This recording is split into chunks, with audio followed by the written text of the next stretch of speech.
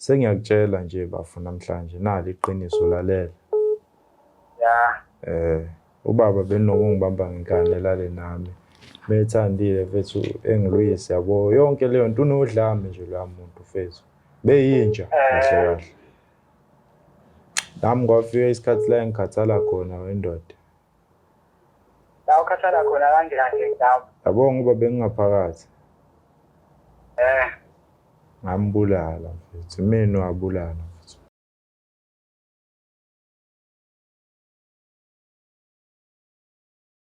Sanibingelela nonke babukeli beBlack Life TV. Kwesinye isiqephu esithi sikhipha izimfihlo nihleli noLongstar. Namhlanje sivashele umfowethu othukena unodaba afisa ukuxoxela ubhuti wakhe omncane. Sawubona? Yebo sawubona. Njani? Saphila. Ngiyaphila. Cela ubingelela ababukeli emakhaya usho ukuthi uqhamuka kuphi nendawo. Ngibingelele babukele emakhaya. Mina ngisuka endaweni yaseThekwini eNanda. Usuke eNanda? Yebo. Okay. Ubeka yini kulesi sihlalo namhlanje? Hayi, siswami kunento engidlayo ngaphakathi ebuhlungu futhi. Ngoba futhi imayilana nami nomfowethu omncane. Okay. Ubhlungu ukuthi umfowethu uhleze ngibuza. Khona into eyenzeke eminyakeni edlule. Abazali bethu yimina waba nesandla sokuthi ngibabulale. Okay. Manje umfowethu bengifuna ukuthi namhlanje ngimtshele iqiniso. Mhlambe engazezwe ngabanye abantu. Ngimtshele futhi nesizathu ukuthi why ngakwenzelani lokho. Okay, umfowenu akhathe kwenzeka lokhu umngakanani manje? Ayi wayesemncane kakhulu. I think wayekula ko 2 years. 2 years. Awayemncane kakhulu bafu. Okay. So uthi yena into ebuhlungu ufisa uyitshela yena manje ngabe unemibuzo yini ngabazali? Ya uhleze ngibuza ukuthi abazali bayapi, umama wayapi, ubaba wayapi. So manje lento yangaphakathi nje ubuhlungu inokubuya. Ngikuza uthi kena waba nesandla. Wasekuphoqa nami ukuthi ngiyenze lento kodwa ke uthi vele nami ngakhula kabuhlungu. Wakhula kabuhlungu. So kwenzakalani wababulala kwenzakalani? Angiqale nje ekuqaleni lento. Shuthi ubaba. Qala mhlambe eminyakeni ngila ku 16. Okay. Ubaba wayemuntu othanda ukulokhoza bengihlengule eceleni into kanjalo. Mhlambe ngibambe ngenkani mekuthi ngihamba engishaye into kanjalo. Wayenodlame nje umuntu oshaya nayo mhlambe into mefuna ukuyenza ngenkani. Hayi, the sekuhamba iminyaka ngikhula. Ngalolu daba ngidlulisela kumama. Umama walokhoza. Wathula nje wangenza lutho. Ukukhombisa ukuthi mhlawumbe uyamsaba ubaba noma naye uyazi lento. Ngelinye iday ke ubaba ngamqonda ngqo ngambuza ukuthi kungani into yenze lento. Ngoba nomama ngiyamtshela umama ukuthi wenze ukuthi umama uthi wathi ubaba kimi noma wakho uyazi. Ngangithi ngiyamsabisa ubaba ngithi ngizotshela umama wathi hayi khululeka mfana. Wazi kudala lo. So nami akukho nami la ngangisengizobalekela khona. Cause wayengihlukumeza lo muntu wokuqala. Wayevele ngishaya noma ngani. So nami washo ukuthi ngiyakhula iminyaka yabo. So uma wakho okay angazi noma uzoyazi le information. Akhathi usumbuza ukuthi kena mama nangu ubaba ethu uyazi wathini yena? Wavele nje wangishalazela umama. Wangishalazela ngabona futhi nami ukuthi no. Uyalazi iqiniso lo. Yeah. Ngazi noma wenza ukuthi wayemsaba ubaba noma kanjani. Manje nami ngave ngathatha isinqumo sokuthi hayi angimshaye phansi. Manje ke ngiyaxolisa ukubuza lokho wababulala kanjani? Angadonsa isibhamu sakhe ubaba ngamshaya isifuba nje. Ngishaya nje mhlambe ngekhasethi yonke. Uma wabona ukuthi vele sekubhedile uma ngavele ngadonsa ummese ngawushaya emqaleni. Sure. Umfana wayesemncane mfowethu. Engengaka. Angisengikhathele. Yabo mesikhuluma indaba ukuthi umuntu usekhathele. Angisengikhathele ngangasafuni lutho. So manje akekho mhlawumbe womndeni ongakwazi umbekela ngalolu daba? Hayi lutho. Njengamanje kahle ngidinga nje ukuthi lo mfethu ngisheshe ngimbikele. Ngibikele umfethu kuphela. Ehlale lazi iqiniso nginani ngoba mhlambe mesezwa ngabanye abantu istory ngeke sithole sonke. Mhlambe uzwe istory esincane bese yangibuyela mhlambe naye sekhulile phela. Mhlambe na ngabuya athi ke na athi ngimsuse ngoba naye wakwazi. So manje ke waboshwa. Ya ngaboshwa njengamanje nje uthi ngisasayini. Usasayini boshele ngaphandle. Boshele ngaphandle. Sure, but ke i-counselling ke wayithola. Ngaze ngithola. Akaze uyithola. Abomndeni bafila kanjani ngalesisenzo wasenza? Angeke ngize ngisho ukuthi sinomndeni because la around Nanta nje umndeni wami omunye ukude kakhulu. Ukude. Ukude kakhulu umndeni. But bafila kanjani kogogo nomkhulu no auntie nomalume bezwe ukuthi wenza into kanje? Ngeke ngize ngisho ukuthi nginolwazi oluphelele ngoba vele mina sengingaphakathi. Usungaphakathi. Base besala bezama ukukhulisa umfowethu ngoba naye sebuyile. So akhatheke usungaphakathi bebekuvakashela mhlambe because now I feel ukuthi uhlukumezekile. Akekho umuntu ongivakashelile ngaphakathi. But usupholile enhlizweni? Kunzima ukukhohlwa kahle. Ukukhohlwa kahle. Yabo nje ngizama ukuthi ngikhohlwe ngalento. Kodwa hlezi ibuya njalo. Hlezi ngibuyelwa isithombe sami. Shaya itime ngibulala itime ngibulala ioledi. Kakhulukazi lo mfowethu mengibuza ngoba naye unemibuzo nje. Yazi einsukwini uke wangibuza nje ngacishe ngalimaza kwanaye because ngavele ngicasuka. Ayibamba sengithi ngiyamshaya impela. Wayelokho engibuza ukuthi uphuma wayenzakalani yabo. Ngacishe naye ngamlimaza ke. Ngayibamba nami ukuthi hayibo umfowethu lo naku ngizomlimaza. Into kanjalo ukuthi ngivele ngibuyelwe naye isithombe setime, isithombe sababa. Manje kunzima kuphileki kanti. Phileki. But ke before simfoleni umfowenu I think nawe again uzoyidinga counselling because at the end of the day now uyona victim. And I think kubhlungu futhi ukuthi yena umama abanga ihawu lakho because omama silindele ukuthi bona abasivikelayo. So manje nayo mayikulahla. Ngaphoxeka kakhulu. Hayi inzima kakhulu. So umfowenu ngoba uthi usekhulile manje uneminyaka emingaki mhlawumbe? Njengamanje lawo cathuna engaphosisi no 19. No 19. Mawucabanga uzoyithatha kanjani le ndaba? Angimelazi mekuthi mhlawumbe uyithatha ngendlela ayithatha ngayo angazi kodwa nje melazi mekuthi mhlawumbe naye ufuna ke impilo hayi uzongithola ngimlindile. Hayi cha phela manje angithi asisalwe siyaka. Ngesazi phela mesimtshela ukuthi yena uzocabanga ukwenze njani. Mhlawumbe uzocabanga ukuthi eyiphindiselele yabo. No but manje angithi sikwi point where siyakha siyalungisa ngithi i-damage sesadlula kuyona i-past. So manje ke na I think vele uzoba nayi anger ngoba kanayi understanding. And when right now we protect her yakhe. So simthinte simazisa ngalolu daba. Akunankinga. Okay. Babukele emakhaya simthinte ubhuti omncane simazisa ngalolu daba. Lolu thanda ukuba nzima and very sensitive.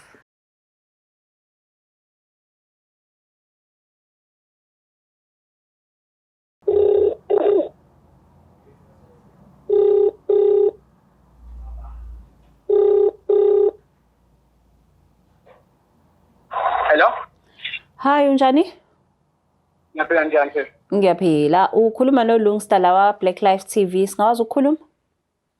Yebo ayikho inkinga. Ngihle nobhuti wakho omdala la e-studio uthi kune confession afisa ukutshela yona. Yebo hayi ngakhuluma ngezwe. Okay ngicabanga bebe. Ubambe nje la wena. Bafo. Ubhekani? Yaphila bhuti kunjani? Ayaphila. Nazo mfethu. Ndoda nginenkinga la bhuti. Ngiyazwa ukuthi uconfessa ngazi uconfessa. Ya bafi yona into esifonelele ukuneqiniso ngimele ulazi mfethu akusaphileki manje kunzima. Ya ngilalela. Yakhumbula ukuthi ngibuhlezi ungibuza ioledi. Ya khona hlezi ngikubuza namanje futhi ngisakubuza bashona phakathi ababili. Ndoda. Ashuthi kwaba nenkinga bafu yabo usemncane kakhulu itime abelinokungangiphathi kahle belinokungangitreat kahle yabo. Ngingaphathi kahle mhlawumbe okanjani nje. ehlisa umoya phela ulalele mfethu yabo. Hawu uthi ngiyangithusa uma usukwazi futhi ukukhuluma ngabo ekubeni wawuthi nawo ungathandi ukukhuluma ngabo kakhulu. Othi ngisheshe ngigoqe bafu. Ubaba bewumuntu onodlame yabo. Onodlame kanjani ngibeke esithombeni yabo ukuze nami ngi-understand ukuthi ukhuluma ngani. Bengihlukumeza bafu benokulala nami ngenkani baba. Hawu manje wena yini kodwa ukuthi lokhu ungakukhulumi-ke kumina ngoba sengikhulile sengibuza ngabo ukuthi kwenzakalani. Sengiyakutshela nje bafu namhlanje nali iqiniso lalela. Ya. Ubaba benokungibamba ngenkani elale nami. Bethandile mfethu engiluyisi yabo yonke leyo nto unodlame nje lo muntu mfethu. Beyinja kahle kahle.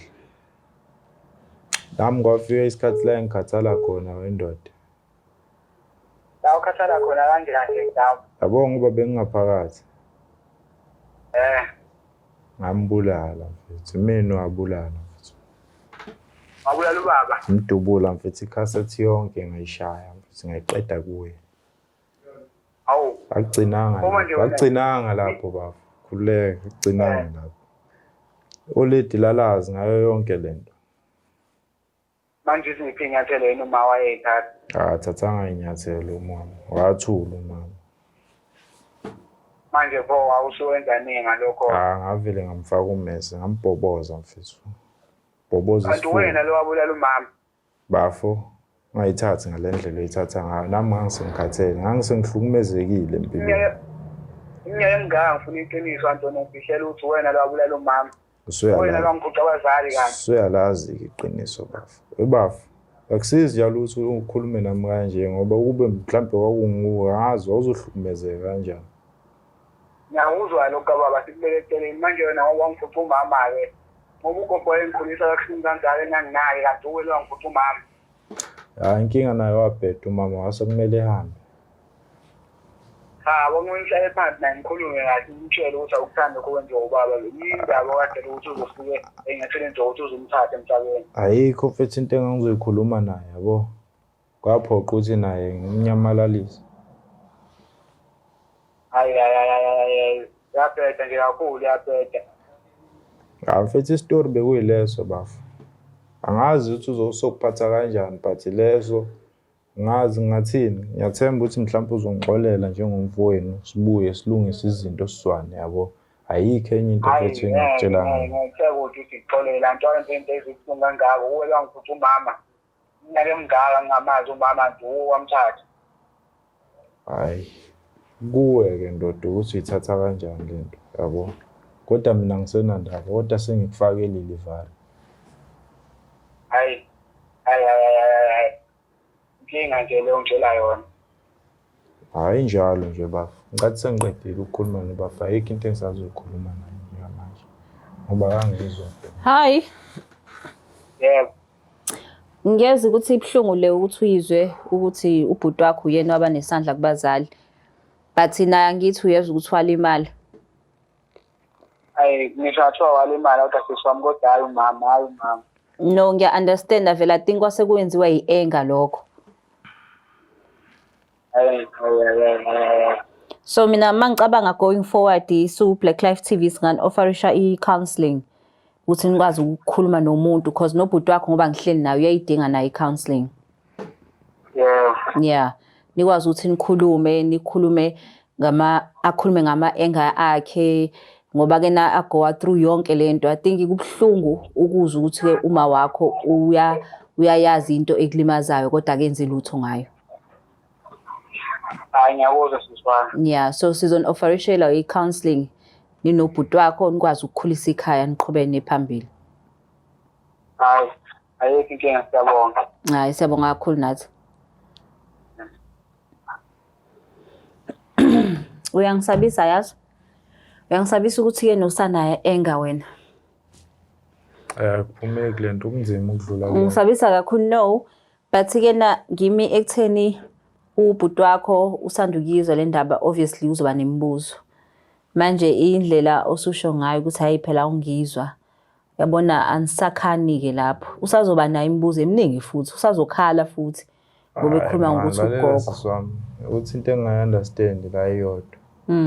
understand ukuthi ngiyamtshela ukuthi kwenzakalani, ngima-understand tenzeka yimi ukuthi kuhlungu kanjani. Ngiyabo. And ubhekele ukhuluma into zakhe, understand ukuthi mina ngalimazeka. Angithi naye ukhuluma ngeyakhe ipain. Nawe uneyakhe ipain, ingakho ngithi ke nangcono son organizele i-counseling. Yabo, moving forward. Yena kuyomsiza ukuthi ehlise umoya because angifuni uqamba ngeke ngize ngisho mhlambe kanjani.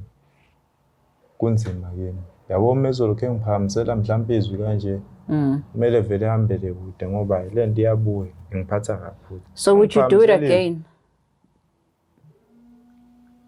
Angazi. Angazi. Awazi?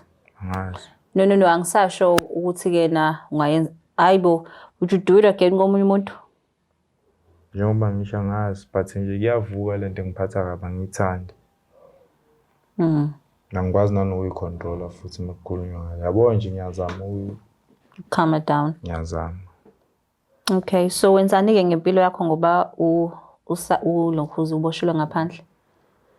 Yabo ngoba ngisanda nakuphuma bengakahlanganeli lutho yena ohlanganisayo. Yini ohlanganisayo? Yena ubhekela edladleni kwamanje. Okay. No, sibonga ukuthi ke nawe ke uthola icourage ukuthi uzoyisho nalento le naphambi kwabantu. Uyisho nokubhuti wakho. Indasithemba ukuthi nizophola. Hayi. Siyaxolisa kakhulu. Yo, le inzima kakhulu. Ingakho sithi si Black Life ke naso kwazi ukuthi siba offer counseling ama professionals abantu abazodila nayo lento lena head on. Umuntu odila with family issues because nobhuti omncane yamuza une-enga yakhe yokuthi ugogo akamkhulisanga kahle. Shoot nogogo nawe ine-enga yokuthi yena yonke lento iyenzeka. But ke so kwazi ukuthi sibaneze usizo asithembe ukuthi bazokwazi ukuphola. Yo bakithi mawukuthi khona isilonda silokho esigujwa, please make sure ukuthi khona umuntu omtholayo ukhulume naye, ungazi ukuthi uthatha inyathelo ezolimaza umndeni wakho. Ngiyazi ukuthi yena i-anger ne-bitterness iyalimaza kodwa kubalekile ukuthi sikhulume ngakho ngaso sonke isikhathi. Siyabonga kakhulu kwesu Black Life TV kwesisiqephu esithi sikhipha izimfihlo. Ku-Long Star, please don't forget to share, like and subscribe. Nibe nosuku oluhle. It's the Black Life TV.